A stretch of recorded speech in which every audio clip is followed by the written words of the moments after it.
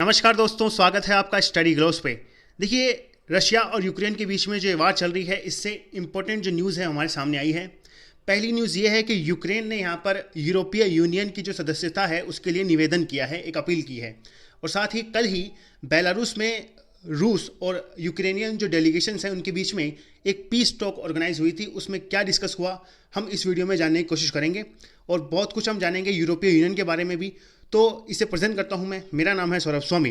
यदि आपको इस लेक्चर की पीडीएफ चाहिए तो आप टेलीग्राम पे @सौरभ स्वामी 26 सर्च करके इस टेलीग्राम चैनल को ज्वाइन कर सकते हैं। यहाँ पर पीडीएफ और जो वीडियोस की नोटिफिकेशन है पर्टिकुलर वीडियो की, वो आपको ज़रूर मिलेगी। इस तरह से देखिए, न्यूज़ आर्टिकल हमारे सामने आए हैं। यहाँ पे आप देख सकते हैं, Ukraine and peace talks in Belarus to hold second round after consultation. तो फर्स्ट राउंड जो है वो कल ऑर्गेनाइज हुआ है। अब सेकेंड राउंड में कुछ और जो मुद्दे हैं, कुछ और जो बातें हैं वो डिस्कस होने वाली है यूक्रेन और रशिया के बीच में। कहाँ पर? बेलारूस में।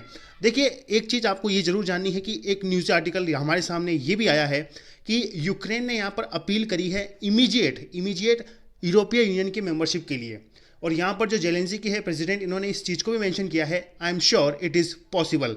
ये पॉसिबल है और वास्तव में पॉसिबल तो है, क्योंकि यदि हम देखें इस पूरे वार के बीच में तो जितनी मदद यूक्रेन की अमेरिका नहीं कर पा रहा, उससे कहीं दुगनी तिगनी जो मदद है वो यूरोपीय यूनियन कर रहा है। यूरोपीय यूनियन के कई देशों ने यहाँ पर फाइनेंशियल मदद भी करी है यूक्रेन की। साथ ही कुछ जो वारशिप्स हैं, जो डिफेंस हैं, उसके लिए भी जो इंपॉर्टेंट इक्विपमेंट हो सकते हैं रशिया से लड़ने के लिए, वो भी यूक्रेन को भेजे हैं।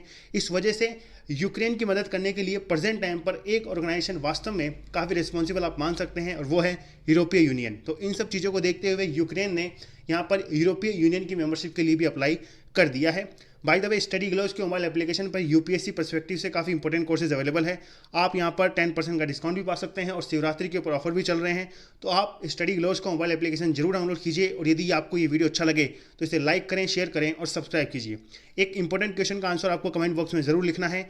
यूरोपीय यूनियन कब स्थापित हुआ था? ऑप्शन आपके सामने है।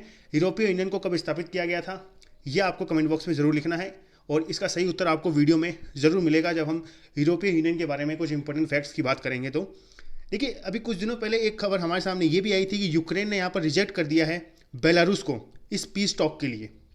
रशिया के डेलीगेशंस का ये कहना था कि हम पीस टॉक करना चाहते हैं, हम शांति जो वार्ता है वो करना चाहते हैं, लेकिन यूक्रेन जो है इससे इस चीज़ को रिजेक्ट किया है। अब यूक्रेन ने यहाँ पर बेलारूस जो लोकेशन है उसे रिजेक्ट किया था, पीस टॉक को रिजेक्ट नहीं किया था।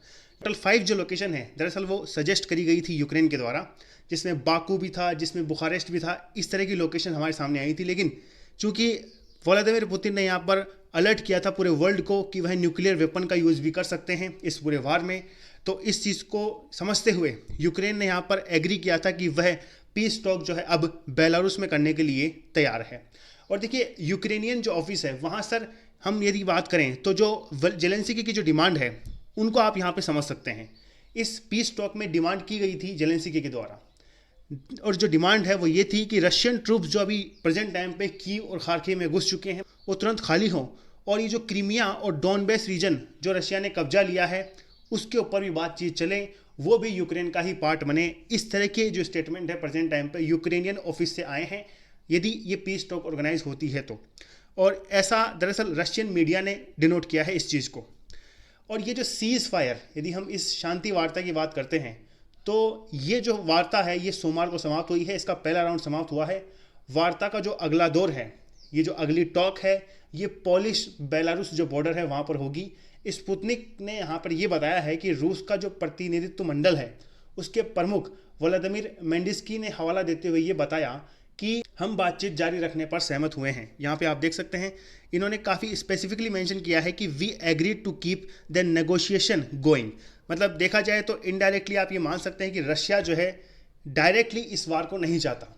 और यह आर्टिकल भी काफ़ी इंपॉर्टेंट है।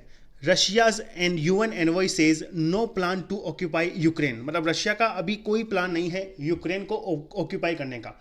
तो एक इनडायरेक्ट रीज़न आप ये मान सकते हैं कि व्लादिमीर पुतिन ये चाहते हैं कि यूक्रेन में प्रेजेंट टाइम पे जो गवर्नमेंट रूल कर रही है वो हट जाए, क्योंकि वो एक तरह से प्रो वेस्टर्न कंट्रीज़ की हो चुकी है, मतलब वेस्टर्न कंट्रीज़ को सपोर्ट करने के लिए हो चुकी है, नाटो को सपोर्ट करने के लिए हो चुकी है, और रशिया को ये बात बिल्कुल भी बर्दाश्त नहीं है। मतलब कल को यदि जेलेंस्की हट जाते हैं तो दूसरा कोई प्रेसिडेंट यूक्रेन का बनेगा और वो एक तरह से प्रो रशिया हो जाएगा, मतलब रशिया का सपोर्टिव जो प्रेसिडेंट है वो यूक्रेन में बने। इनडायरेक्टली ये ऑब्जेक्टिव आप व्लादिमीर पुतिन का मान सकते हैं, क्योंकि रशिया के यूएन एनवॉय ने इस चीज़ को काफ़ी स्पेसिफिकली मेंशन किया था। और देखिए ये जो पीस टॉक हुई है, दरअसल ये इसका पहला राउंड अभी हुआ है, लेकिन देखा जाए तो इस पीस टॉक का कोई स्पेसिफिक रिजल्ट हमारे सामने नहीं आया है। अब पता नहीं इसके कितने राउंड होंगे, क्योंकि डिमांड जो है देखिए दोनों देशों की काफ़ी ज़्यादा एब्स्ट्रैक्ट है, काफ़ी अमूर्त डिमांड जो है यहाँ पर पेश की गई है इस पूरे टॉक के अंदर। तो देखना होगा हमें कि अगर ये टॉक ऑर्गेनाइज होती भी है तो किसकी डिमांड कौन सा देश मानेगा, या फिर किसका सपोर्ट या किसके मध्यस्थता में ये जो आखिरी वार्ता है वो हमें देखने को मिल सकती है। इस तरह की इमेज जो है वो भी हमारे सामने आई है, आप यहाँ पे देख सकते हैं।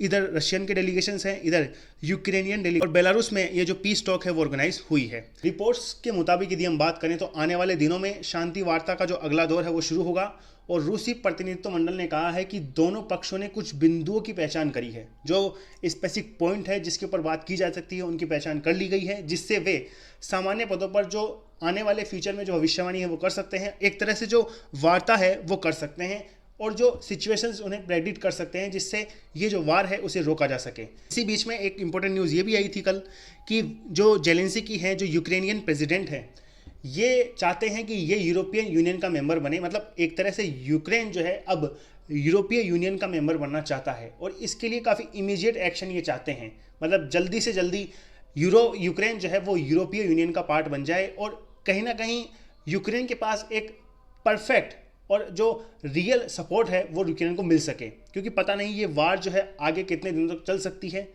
इसका कोई भी जो पॉसिबल प्रेडिक्शन है हम नहीं लगा सकते। इसीलिए यूक्रेन का ये ऑब्जेक्टिव है कि वह यूरोपीय यूनियन में शामिल होना चाहता है, और इसे यूक्रेन ने हिस्टोरिक मोमेंट बताया है। ये रीज़न बहुत ज़्यादा है, यूक्रेन क्यों यूरोपीय यूनियन में शामिल होना चाहता है, इसके वास्तव में बहुत ही ज़्यादा रीज़न है।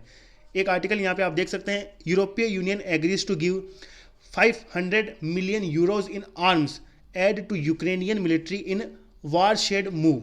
तो देखा जाए तो अमेरिका से ज़्यादा सपोर्ट यूरोपीय यूनियन यूक्रेन को प्रोवाइड कर रहा है। यही बात व्लादिमीर पुतिन को बिल्कुल भी बर्दाश्त नहीं है। यूरोपीय यूनियन के बारे में हम जानते हैं थोड़ा सा। इसकी स्थापना की गई थी 1993 के अंदर, नीदरलैंड में इसकी स्थापना की गई थी। तो 1993 जो है हमारे क्वेश्चन का सही उत्तर होगा। यहाँ पर इसमें टोटल 27 मेंबर हैं, मतलब 27 कंट्रीज जो हैं यूरोप की वो इस यूनियन के मेंबर हैं, और इसके जो हेडक्वार्टर्स हैं वो आपको बेल्जियम में मिलेंगे। और देखिए जब ये फाउंड किया गया था, इस्टेब्लिश किया गया, तो इसमें कुछ इंपॉर्टेंट कंट्रीज थी, Germany, France, Italy, Netherlands, Belgium और लग्जमबर्ग। ये जो 6 कंट्रीज़ हैं इन्होंने मिलकर इसकी शुरुआत करी थी, और देखते देखते ये 27 कंट्रीज़ का बहुत ही इंपॉर्टेंट ऑर्गेनाइजेशन बन गया। आप यहाँ पर देख सकते हैं कौन कौन सी कंट्रीज़ इसमें शामिल हैं। अब देखिए काफ़ी इंटरेस्टिंग चीज़ ये भी है कि ये यूक्रेन यहाँ पर स्थित है। यदि ये यूक्रेन भी इसमें सम्मिलित हो जाएगा तो यूक्रेन को देखिए इकोनॉमिकली, फाइनेंशियली और डिफेंस सेक्टर में काफ़ी ज़्यादा सपोर्ट मिल सकता है।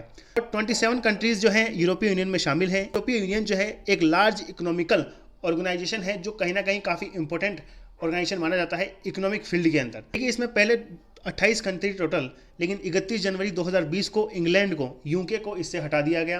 काफ़ी यूरोपीय यूनियन की जो करेंसी है वो यूरो है, और इसके जो चेयरमैन है वो हर 6 महीने में अपॉइंट किए जाते हैं नए चेयरमैन।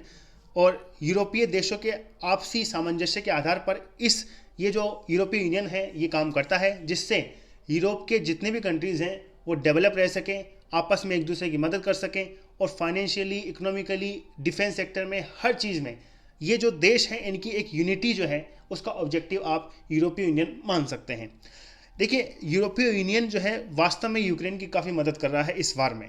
यूरोपीय यूनियन ने बहुत से सैंक्शन जो हैं रशिया पर इम्पोज कर दिए हैं। जो स्विफ्ट से बैन किया गया है रशिया, इसका जो प्रपोजल है वो भी यूरोपीय यूनियन ने ही रखा था, और यूरोपीय यूनियन की वजह से ही स्विफ्ट से रशिया को बैन कर दिया गया है। और देखिए यूरोपीय यूनियन ने अब 26 एडिशनल सैंक्शन जो है वो भी रशिया पे इम्पोज कर दिए हैं। ये भी आर्टिकल आप काफ़ी इंपॉर्टेंट मान सकते हैं।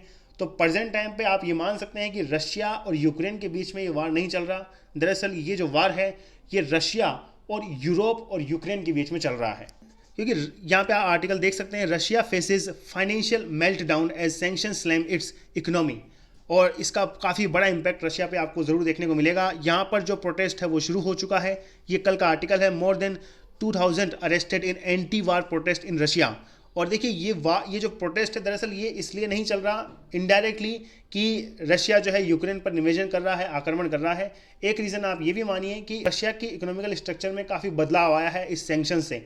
रूबल की प्राइस गिर चुकी है और लोगों को अब टेंशन होने लगी है कि कल को रूबल ऐसे ही गिरता गया, सैंक्शंस ऐसे इम्पोज होते रहे तो फिर हमारे जो सेविंग्स हैं उनका क्या होगा। तो इस वजह से रशिया के अगेंस्ट भी प्रोटेस्ट जो है रशिया में ही, रशिया की सड़कों पर शुरू हो चुके हैं। तो खैर अब हमें देखना होगा कि इसके आगे क्या रिजल्ट और कॉन्सिक्वेंसेज हमारे सामने आएंगे। खैर ये था इस वीडियो में। इसी तरह के इंपॉर्टेंट और इन्फॉर्मेटिव वीडियोज़ के साथ हम मिलते रहेंगे। धन्यवाद।